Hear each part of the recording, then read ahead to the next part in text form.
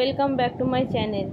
আজকে চলে এলাম ঝড়ে পড়া আম দিয়ে আমচুরের রেসিপি নিয়ে। তো প্রথমে আমগুলো ভালো করে খোসা ছাড়িয়ে ধুয়ে নিয়েছি। ধুয়ে নিয়ে আমগুলো একটা ছিলারে করে ভালো করে কিছুটা সময় ধরে বেশ ছিলে নিতে হবে। তো এইভাবে ছিলে নিলে তাড়াতাড়ি শুকিয়ে যাবে আর কি, রোদে দিলে। আর যদি মোটা মোটা করে কেটে নিই তাহলে অনেকটা দিন লাগবে শুকাতে, কিন্তু এইভাবে ছিলে নিলে খুব তাড়াতাড়ি শুকিয়ে যাবে। যা রোদ দিয়েছে মানুষই শুকিয়ে যাচ্ছে, তো আম তো কোন দূরের কথা।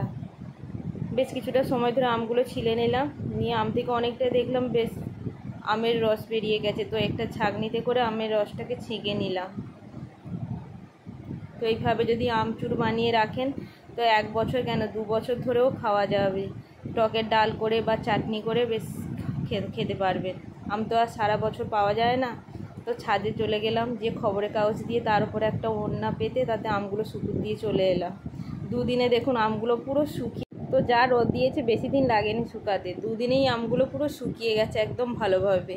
তো একটা মিক্সিং জার নিলাম, তাতে দিয়ে দিলাম, দিয়ে পেস্ট করে নিলাম। দেখুন বেশ কি সুন্দর গুঁড়ো হয়ে গেছে আমটা। তো এইভাবে কৌটোয় যদি রেখে দেন তো বহুত দিন ধরে খেতে পারবেন।